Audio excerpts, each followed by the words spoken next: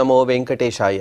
అఖిలాండ కోటి బ్రహ్మాండ నాయకుడైన శ్రీ శ్రీనివాస పరబ్రహ్మ యొక్క దివ్యానుగ్రహ విశేషం చేత తిరుమల తిరుపతి దేవస్థానం వారు నిర్వహించే అనేక ధార్మిక కార్యక్రమాల్లో భాగంగా ప్రతిరోజు మనం శ్రీమన్ మహాభారత అంతర్గత అరణ్య పర్వలోని విశేషాలను యథామతి తెలుసుకునే ప్రయత్నం చేస్తున్నాము. ఈనాటి ప్రవచన కార్యక్రమాన్ని మంగళ పద్యాన్ని పఠిస్తూ ప్రారంభించుకుందాం. నారాయణం నమస్కృత్య నరం చైవ నరోత్తమం దేవీం సరస్వతీం వ్యాసం తతో జయముదీరయేత్. శ్రీ గురుభ్యో నమః. హరి ఓం.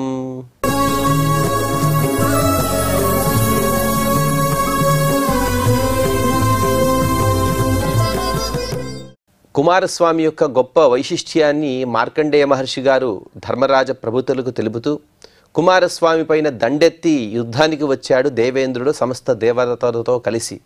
కానీ యుద్ధంలో ఒక ఆయుధాన్ని ప్రయోగించాడు. తద్వారా కుమారస్వామి యొక్క శరీరం నుండి విశాఖుడు అనేవాడు కూడా పుట్టాడు. అలాగే కుమారస్వామి యొక్క శరీరం నుండే అనేక కుమార గ్రహాలు, కుమార స్త్రీ గ్రహాలు కూడా ఉత్పన్నమయ్యాయి. అవన్నీ కూడా లోకంలో సుభిక్షంగా ఉండడానికి ఉపయోగకరంగా ఉంటాయని మార్కండేయ మహర్షి గారు తెలుపుతూ, తతః కుమారపితరం స్కందమాహుర్ జనాభువి రుద్రమగ్నిముఖాం స్వాహాం ప్రదేశేషు మహాబలం యజంతి పుత్రకామాశ్చ పుత్రిణశ్చ సదా జనాః. అందుకోసమే స్వయంగా మార్కండేయ మహర్షి గారు చెబుతున్నారు, అందుకోసమే భూలోకవాసులు కుమారస్వామిని కుమారగ్రహాలకు తండ్రిగా పూజిస్తూ ఉంటారు. విభిన్న స్థానాలలో పుత్రులు లేకపోతే పుత్రులు ఉన్నప్పటికీ పుత్రులు లేనప్పటికీ వారందరూ కూడా కుమారస్వామిని పూజిస్తూ ఉంటారు. అందులోనూ కూడా సంతానకారకుడుగా కుమారస్వామి చాలా ప్రసిద్ధి. కుమారస్వామిని పూజిస్తే కుమారస్వామి వలె సుందరమైనటువంటి ముఖం కలిగిన పిల్లలు పుడతారని మన శాస్త్రం చెబుతుంది. కాబట్టి ఈ విధంగా ఎవరైనా బ్రహ్మచారిగా ఉండాలన్నా కూడా వారు కుమారస్వామిని పూజిస్తారు. ఎందుకంటే బ్రహ్మచర్య దీక్షలో ఆరితేరిన వాడు కుమారస్వామి. అందుకోసం కుమారస్వామిని పూజిస్తారు. విద్యాబుద్ధులలో కూడా మహాప్రభావం కలిగిన వాడు కుమారస్వామి. అందుకోసం కూడా కుమారస్వామిని అటువంటి వారు కూడా విద్యాకాములు కూడా పూజిస్తారు.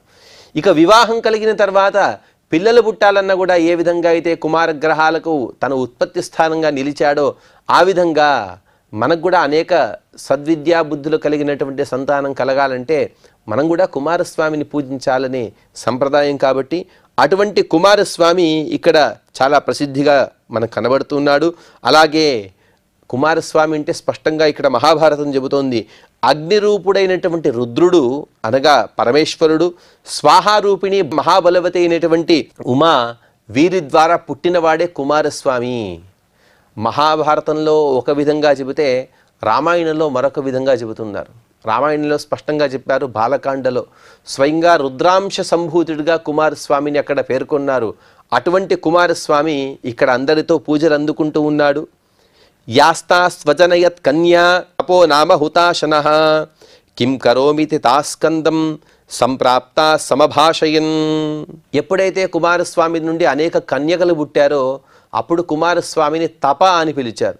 తప ఆలోచనే, మంచి ఆలోచన కలిగిన వాడు కాబట్టి కుమారస్వామి ఎప్పుడైతే కన్యకలకు తను జన్మనిచ్చాడో ఆ కన్యకలందరూ కూడా వెంటనే కుమారస్వామి దగ్గరికి వచ్చి నమస్కరించి, అయ్యా మేము ఈ లోకంలో ఏం చేయాలో సెలవివ్వండి, మా పని ఏమీనే వారందరూ కూడా అడిగారు. అందుకు కుమారస్వామి చెప్పారు, ఈ విధంగా లోకం సుభిక్షంగా ఉండాలి, అందుకోసం ఏవైతే కర్మలు చేయాలో వాటిని మీరు చేయండి అని ఆజ్ఞాపించాడు.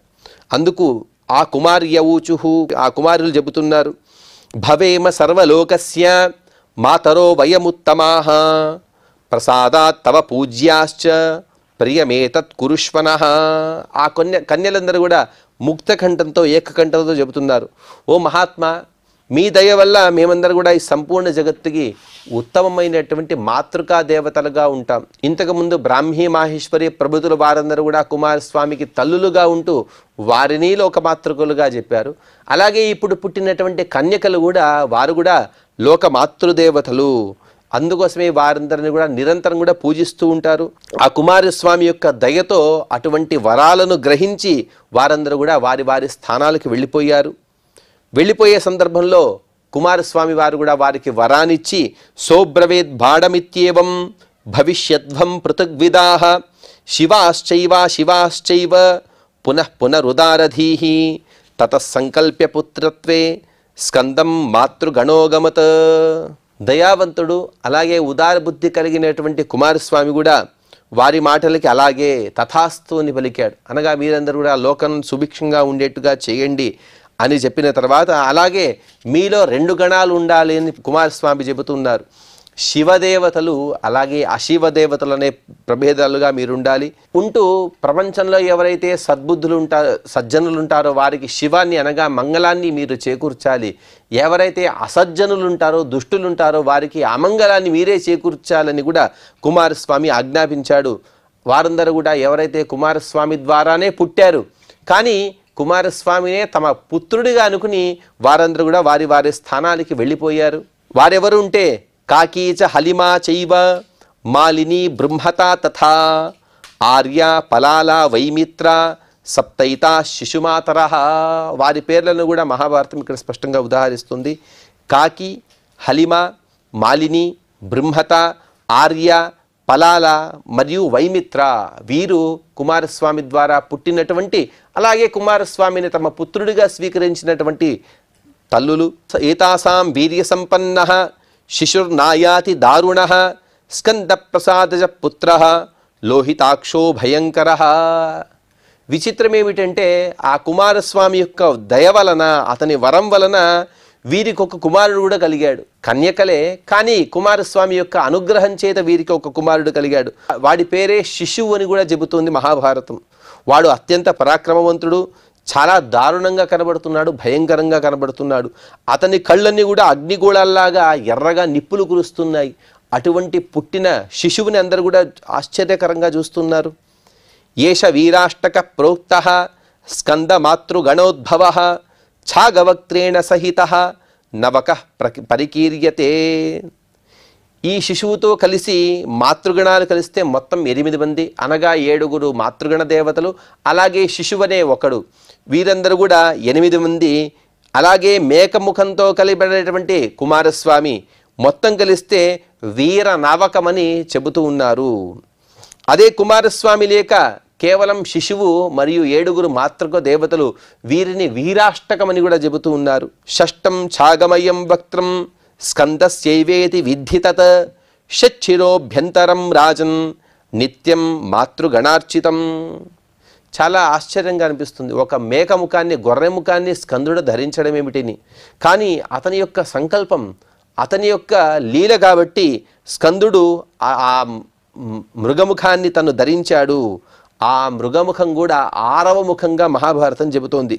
అనగా 6 తలల మధ్యలో ఉంటుంది కాబట్టే ఛాగముఖంగా ఆ కుమారస్వామి ఉంటాడు. అటువంటి కుమారస్వామిని మాతృగణాలన్నీ కూడా పూజిస్తూ ఉంటాయి. షణ్ణాంతు ప్రవరం తస్య శీర్షాణమిహ శబ్ద్యతే శక్తిం ఏ నాసృజ దివ్యాం భద్రశాఖ ఇతి స్మః.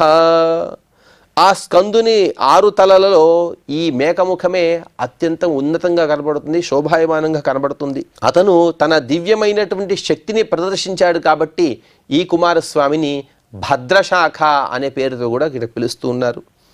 ఇత్యేతద్వివిధాకారం వృత్తం శుక్లస్య పంచమీం తత్ర యుద్ధం మహాఘోరం వృత్తం షష్ఠ్యాం జనాధిప. ఓ ధర్మరాజా, ఈ విధంగా శుక్ల పంచమి నాడు జరిగినటువంటి వృత్తాలు వివిధమైనటువంటి రూపాలు కలిగిన ఎందరో ఆ స్కందుని యొక్క పార్షదులందరూ కూడా ఇక్కడ జన్మించారు. అలాగే షష్ఠి నాడు కూడా ఈ కుమారస్వామితో దేవతలకు ఘోరమైనటువంటి యుద్ధం జరిగింది.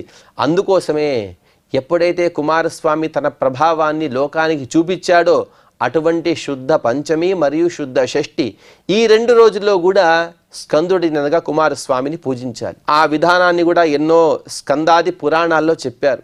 దాన్ని సామాన్యంగా తెలుసుకోవాలంటే శుక్ల పంచమి నాడు పూర్తిగా ఉపవాసం ఉంటూ అందులో కూడా స్త్రీలు చేయాలని శాస్త్రం చెబుతోంది. శుక్ల పంచమి నాడు పూర్తిగా ఉపవాసం ఉండి కొందరు మాత్రం ఉప్పు లేని పదార్థాలని అలాగే వేడి చేయని పదార్థాలని వారు ఆహారంగా స్వీకరించాలి. చివరికి షష్ఠి నాడు ఒక బ్రహ్మచారిని పిలిచి అతనికి బట్టలు పెట్టి అతనికి మంచి భోజనాన్ని పెట్టి కుమారస్వామి యొక్క రూపంగా భావించి అతడిని పూజించాలి. తదుపరి భోజనం చేయాలని కూడా చెబుతోంది. అందుకోసమే స్కంద షష్ఠి అనే పండుగను మనం ఆచరిస్తూ ఉంటాము. ఇక్కడికి 228వ అధ్యాయాన్ని పూర్తి చేసుకుని ఇక 229వ అధ్యాయంలో స్కందోపాఖ్యానాన్ని చెబుతున్నారు మార్కండేయ మహర్షి గారు. మార్కండేయ ఉవాచ ఉపవిష్టం తు తం స్కందం హిరణ్య కవచ స్రజం హిరణ్య చూడముకుటం హిరణ్యాక్షం మహాప్రభం. దేవతలందరూ కూడా స్కందుడిని పూజిస్తూ ఉన్నారు. ఆ స్కందుడు బంగారు కవచాన్ని, అలాగే సువర్ణ మాలని, బంగారు ముకుటాన్ని, కిరీటాన్ని కూడా ధరించి శోభాయమానంగా కూర్చుని ఉన్నాడు. అలాగే అతని కళ్ళు కూడా బంగారు కాంతులు వెదజల్లుతున్నాయి. అతని శరీరం మొత్తం కూడా దివ్యమైనటువంటి తేజస్సుతో విరాజిల్లుతూ ఉన్నది. లోహితాంబర సంబీతం తీక్ష్ణ దంష్ట్రం మనోహరం సర్వలక్షణ సంపన్నం త్రైలోక్యస్యాపి సుప్రియం. అతను రక్తాంబరధరుడు, అనగా ఎర్రని బట్టలు కట్టుకుని ఉన్నాడు. అందమైన పళ్ళవరస అనేది కనబడుతుంది, ఆకర్షణీయంగా కనబడుతుంది. అటువంటి స్కందుడు శుభలక్షణ లక్షితుడు, త్రైలోక్య పూజితుడు, త్రైలోక్య మనోహరుడుగా అక్కడ కనబడుతూ ఉన్నాడు. తతస్థం వదనం వరదం శూరం యువానం మృష్టకుండలం అభజత్ పద్మరూపాశ్రీ స్వయమేవ శరీరిణి. ఆ విధంగా స్కందుడు అక్కడ కూర్చున్న సందర్భంలో ఆశ్రిత వరదుడు, ఆ స్కందుడు ఎటువంటి వాడు అంటే ఆశ్రిత వరదుడు, తనను ఆశ్రయించిన వారికి అన్ని వరాలను కూడా ఇచ్చేవాడు, శౌర్య సంపన్నుడు, యౌవన శోభా సమన్వితుడు, అందమైనటువంటి కుండలాలు ధరించినవాడు. అటువంటి శోభామూర్తి అయినటువంటి ఆ స్కందుడిని స్వయంగా లక్ష్మీదేవి అనుగ్రహించినది. లక్ష్మీదేవి వచ్చి అతనిని స్వయంగా సేవించినది మహాభారతం చెబుతోంది. సుబ్రహ్మణ్య స్వామిని సేవించినది, గణపతిని సేవించినదని చెప్పిన సందర్భంలో మనం స్పష్టంగా అర్థం చేసుకోవాలి. లక్ష్మీదేవి చాలా ఉన్నతమైనటువంటి స్థానంలో ఉండేటువంటి దేవత. ఆవిడ వచ్చి వీరిని సేవించినది, దానికి అర్థం మనం ఏం చేసుకోవాలంటే ఆవిడ వచ్చి వీరిని అనుగ్రహించినదే మనం అర్థం చేసుకోవాలి. ఆవిడని శోభాదేవి అని పిలుస్తూ ఉన్నారు. ఆ లక్ష్మీ కళ అనేది ఈ స్కందులలో స్పష్టంగా కనబడుతున్నది. శ్రీయాజుష్ట పృథుయశాః సకుమార వరదస్తదా నిషణ్ణో దృశ్యతే భూతై పౌర్ణమాస్యాం యథాశశి. చూడండి, ఇక్కడ ఇంకొక ఉదాహరణ ఇచ్చి స్పష్టంగా చెబుతూ ఉన్నది మహాభారతం. ఇంతవరకు లేని కళ సుబ్రహ్మణ్య స్వామిలో ఇప్పుడు కనబడుతుంది. ఎలాగంటే నక్షత్రాల మధ్యలో ఉండేటువంటి చంద్రుడిలాగా సుబ్రహ్మణ్య స్వామిలో కళ అనేది పెరిగినది, కాంతి పెరిగినది. ఇంతవరకు లేని కళ ఇప్పుడు వచ్చినది అంటే అర్థం ఏమిటంటే దానికి లక్ష్మీదేవి యొక్క అనుగ్రహమే కారణము. అటువంటి లక్ష్మీదేవి యొక్క సన్నిధానము, అనుగ్రహానికి పాత్రుడు సుబ్రహ్మణ్య స్వామి. అపూజయన్ మహాత్మానః బ్రాహ్మణాస్తం మహాబలం ఇదమాహుస్తదా చైవ స్కందం తత్ర మహర్షయః. ఎందరో తత్వవేత్తలు, ఎందరో బ్రాహ్మణులు, వారందరూ కూడా ఆ స్కందుడిని పూజించారు. మహర్షులందరూ కూడా వచ్చి ఆ కార్తికేయుడిని అనగా స్కందుడిని ఈ విధంగా స్తోత్రం చేస్తూ ఉన్నారు.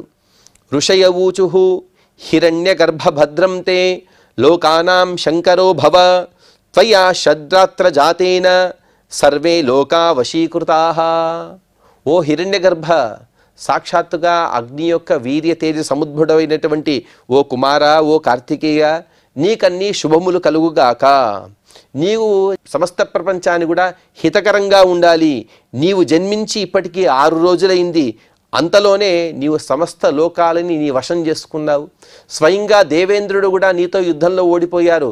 దేవతలందరూ కూడా నిన్ను శరణు కోరారు. అటువంటి గొప్ప ప్రభావం కలిగిన వాడివి నీవు.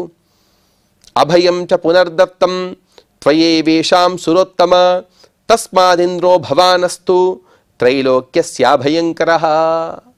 అటువంటి గొప్ప ప్రభావం కలిగిన తర్వాత ఇక నీవే సురోత్తముడివి, అనగా దేవేంద్ర పదవి ఏదైతే ఉంటుందో దాన్ని నీవు పొందవచ్చు కదా. ఇంద్రుడిగా నీవే ఉండిపోమ్మని అందరూ కూడా అతన్ని ప్రార్థిస్తూ ఉన్నారు. అందుకు స్కందుడు సుబ్రహ్మణ్య స్వామి ఈ విధంగా ప్రశ్నిస్తూ ఉన్నాడు. స్కంద ఉవాచ కిమింద సర్వలోకానాం కరోతీహ తపోధనాః కథం దేవగణాశ్చైవ పాతి నిత్యం సురేశ్వరః. ఇంద్రుని యొక్క ఉద్యోగం ఏమిటి, అతను చేసే పనులేమిటని ఆ స్కందుడు అడుగుతూ ఉన్నాడు. కిం కరోతీహ తపోధనాః, అన్ని లోకాలకు ఇంద్రుడి వలన ఉపయోగం ఏమిటి, అతను దేవగణాలు ఎలా పాలిస్తాడు, ఈ అన్ని విషయాలను కూడా నాకు తెలపమని స్కందుడు ప్రశ్నించగా అందుకు ఋషులందరూ కూడా చెబుతున్నారు, చాలా సుందరంగా చెబుతున్నారు ఇంద్రుని యొక్క ప్రభావాన్ని. ఋషయవూచుః ఇంద్రో దదాతి భూతానాం బలం తేజః ప్రజాసుఖం తుష్ట ప్రయచ్చతి తథా సర్వాన్ కామాన్ సురేశ్వరః. ఎవరు పడితే వారు దేవేంద్రుని యొక్క పదవిలో కూర్చోలేరు. చాలా క్లిష్టతరమైనది. అలాగే ఎంతో తపస్సు చేసి ఎన్నో జన్మల యొక్క పుణ్య పరిపాకం చేత మాత్రమే దేవేంద్రుని పదవి అనేది దక్కుతుంది.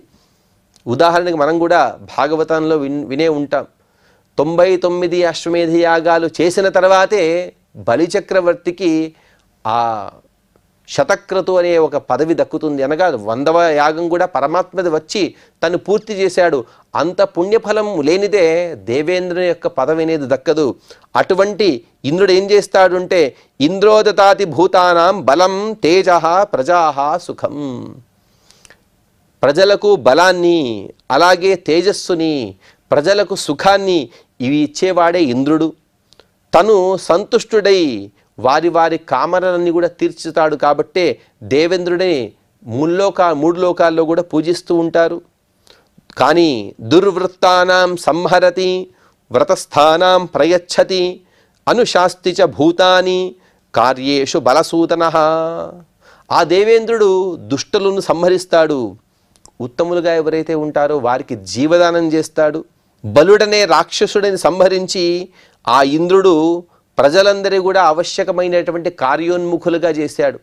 ఎప్పుడైతే బలుడనే రాక్షసుడు పుట్టాడో వెంటనే ప్రజలందరూ కూడా కార్య ఉన్ముఖులైపోయారు. అందరూ కూడా సత్కర్మలు చేయటం లేదు. తద్వారా దేవతలకు హవస్సు అనేది అందలేదు. లోకం మొత్తం కూడా క్షామమయంగా మారిపోయింది. కానీ దేవేంద్రుడు వెంటనే ఆ బలుడిని సంహరించి అందరూ కూడా సత్కర్మలు చేసే విధంగా తను ప్రేరేపించాడు. కాబట్టి అటువంటి గొప్ప యోగ్యత కలిగిన వాడే ఇంద్రుడు. కానీ అసూర్యే చ భవేత్ సూర్యః తథా చంద్రే చ చంద్రమాః భవత్యగ్నిశ్చ వాయుశ్చ పృథివ్యాపశ్చ కారణైః. దేవేంద్రుని యొక్క ప్రభావాన్ని ఈ శ్లోకం ఇంకా సుందరంగా వివరిస్తూ ఉంది. ఎప్పుడైతే ప్రపంచంలో సూర్యుడనే వాడే ఉండడో అప్పుడు స్వయంగా దేవేంద్రుడే సూర్యుని యొక్క రూపాన్ని తను పొంది ప్రపంచానికి ప్రకాశాన్ని అందిస్తాడు. అలాగే చంద్రుని యొక్క ప్రభావం కూడా ఇంద్రుని అధీనమే. అగ్ని, వాయువు, పృథివీ మరియు నీరు ఈ అన్ని కారణాలు కూడా ఆ కారణాలకు కార్యాలు కూడా ఇవన్నీ కూడా ఇంద్రుని యొక్క అధీనమే. ఎప్పుడైనా నీళ్లు రావాలన్నా వర్షం కురవాలన్నా ఆ కురిసినటువంటి నీరు సక్రమంగా ఉండాలన్నా కూడా ఇంద్రుని యొక్క అనుగ్రహం అనేది అత్యావశ్యకము. ఈ విధంగా పంచభూతాలకు కూడా అధిపతి దేవేంద్రుడే. ఆ పంచభూతాలు సరిగ్గా లేనిదే ఈ ప్రపంచం అనేది లేదు. కాబట్టి ఇంత ప్రభావం కలిగిన వాడు ఇంద్రుడు. ఏతదింద్రేణ కర్తవ్యం ఇంద్రేహి విపులం బలం త్వం చ వీర బలీ శ్రేష్ఠః తస్మాదింద్రో భవస్వనః. ఆ ఋషులందరూ కూడా ప్రార్థిస్తూ ఉన్నారు. ఇటువంటి కర్తవ్యాన్ని కలిగినది ఆ ఇంద్ర పదవి. ఆ ఇంద్ర పదవిలో ఉండవలసిన విశేషాలన్నీ కూడా నీలో ఉన్నాయి. కాబట్టి నీవో ఇంద్రో భవ, నీవే ఇంద్రుడిగా ఉండిపో అని వారందరూ కూడా కోరగా అప్పుడు స్వయంగా దేవేంద్రుడు కూడా లేచి ఆ సుబ్రహ్మణ్య స్వామిని ప్రార్థిస్తూ ఉన్నాడు. శక్ర ఉవాచ భవస్వేంద్రో మహాబాహో సర్వేషాం న సుఖావహః అభిషిచ్యస్వ వై చైవాద్య ప్రాప్త రూపోసి సత్తమ. ఇంద్రుని యొక్క పదవిలో ఉండాలి అంటే ఋషులకు ఎటువంటి ఇబ్బంది లేదు, దేవతలకు ఇబ్బంది లేదు. కానీ దేవేంద్రుడు కూడా స్వయంగా చెబుతున్నాడు, నాకు కూడా నీవు ఆ ఇంద్ర పదవిని అలంకరిస్తే నాకు ఎటువంటి ఇబ్బంది లేదు. ఆ విషయంలో నేను కూడా నీకు పూర్తిగా సహకరిస్తాను, నీకు పార్షదుడుగా ఉంటాను. అందుకోసం ఆ ఇంద్ర పదవిని నీవే అధిష్ఠించు, మమ్మల్ని అందరూ కూడా నీవే సుఖపట్టమని ఆ దేవేంద్రుడు ప్రార్థిస్తూ, ఓ సజ్జన శిరోమణి, నీవి ఇంద్ర పదవికి అన్ని విధాలా యోగ్యుడివి. అందుకోసం ఈ ఇంద్ర పదవి నీకు వెంటనే పట్టాభిషేకం చేస్తా అని ప్రార్థించాడు. అందుకు స్కందుడు సున్నితంగా దాన్ని తిరస్కరిస్తూ ఉన్నాడు. స్కందోవాచ షాధిత్వమేవ త్రైలోక్యం అవ్యగ్రో విజయే రతః అహం తే కింకరశ్చక్ర నమమేంద్రత్వం ఈప్సితం. ఓ దేవేంద్ర, 3 లోకాలకు అధిపతిగా నీవే ఉండు, ముల్లోకాలను నీవే పరిపాలించు. అలాగే నీకు పూర్తి సహకారంగా నేనుంటాను. అహంతే కింకరః, తనకన్నా బలంలో ఇంతవరకు కూడా గొప్పవాడిగా చూపించాడు స్కందుడు. కానీ ఇప్పుడు అంత బలమున్నా కూడా అంతే వినయ విధేయతలు కలిగిన వాడు సుబ్రహ్మణ్య స్వామి. కాబట్టి తను చెబుతూ ఉన్నాడు, అహం తే కింకర శక్ర, ఓ శక్ర, ఓ దేవేంద్ర, ఇక నుండి నేను నీకు కింకరుడుగా ఉంటాను, నీ సేవకుడుగా ఉంటాను. అలాగే ఈ అన్ని కోరికలు కూడా నా ఈప్సితాలు, ఈ అన్ని కోరికలు కూడా తీర్చమని దేవేంద్రుడికి ఆదేశిస్తున్నాడు సుబ్రహ్మణ్య స్వామి. అందుకు సమాధానంగా శక్ర ఉవాచ బలం తవాద్భుతం వీర త్వం దేవానాం అరీంజహి అవజ్ఞాస్యంతి మాం లోకాః వీర్యేణ తవ విస్మితాః ఇంద్రత్వేతు స్థితం వీర బలహీనం పరాజితం ఆవయోశ్చ మిథో భేదే ప్రయతిష్యంత్యతంద్రితాః. సామాన్యంగా లోకంలో జరిగేటువంటి వృత్తాంతాలని చాలా సుందరంగా దేవేంద్రుడు చెబుతూ ఉన్నాడు. ఓ వీర, ఓ సుబ్రహ్మణ్య, నీ బలం అనేది చాలా అసమానమైనది. అందుకోసం దేవతల శత్రువులు ఎవరైతే ఉంటారో వారిని నీవే సంహరించు, ఈ పదవిలో నీవే ఉండు. అలాగే ఒకసారి నీతో యుద్ధంలో ఓడిపోయాను, నీతో యుద్ధంలో ఓడిపోయిన నేను నీకన్నా పై పదవిలో కూర్చుంటే నన్ను అందరూ కూడా అవహేళన చేస్తూనే ఉంటారు. నాకన్నా గొప్ప బలవంతుడివి నీవు, కానీ నాకన్నా చిన్న పదవిలో ఉంటే అది శోభించదు కదా. అందుకోసం నన్ను అవహేళన చేస్తారు. కాబట్టి దయచేసి ఈ ఇంద్ర పదవిని నీవే స్వీకరించు. అలాగే నీవు చిన్న పదవిలో ఉంటావు, కానీ బలంలో గొప్పవాడివి. నేను పై పదవిలో ఉన్నాను, బలంలో తక్కువ వాడిని. మన ఇద్దరి మధ్య చిచ్చు పెట్టడానికి అనేకులు ప్రయత్నిస్తూ ఉంటారు. ఆ యుద్ధం అనేది మనకిప్పుడు అవసరమా? ఒకసారి యుద్ధం సంభవిస్తే ఎంత నష్టం జరుగుతుంది? ఏ నష్టాలు కూడా లేకుండా ఉండాలంటే నీవు పెద్ద పదవినే స్వీకరించు, నాకు చిన్న పదవి చాలు, నీ పార్షదుడిగా నేను ఉంటాను, నాకు ఇంద్ర పదవి వద్దు, ఇంద్ర పదవి నీకే ఉండని అని దేవేంద్రుడు ప్రార్థించాడు. భేదితే చ త్వయి విభో లోకోద్వైధముపేష్యతి ద్విధా భూతేషు లోకేషు నిశ్చితేష్వావయోస్తథా.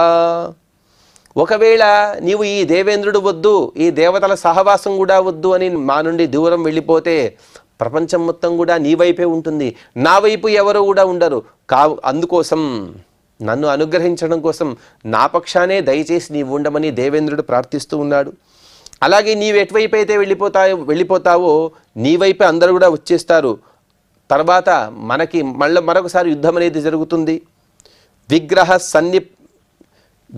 సన్ని ప్రవర్తేత భూతభేదాన్ మహాబల తత్రత్వం మాం రణేతాత యథా శ్రద్ధం విజేష్యసి తస్మాదింద్రో భవానేవ భవితా మా విచారయ.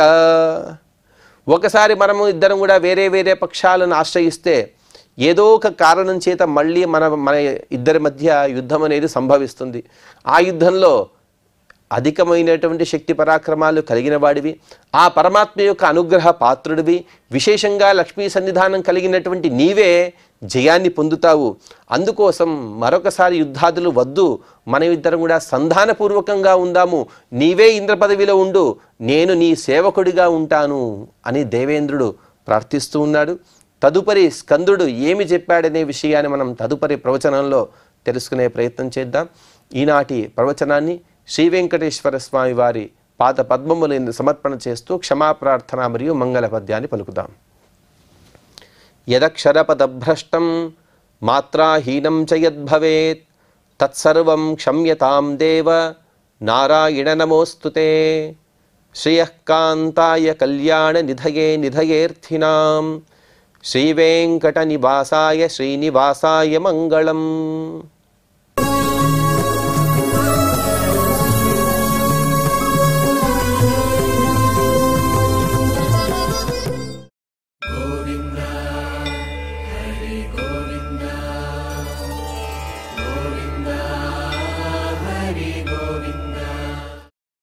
ఓం నమో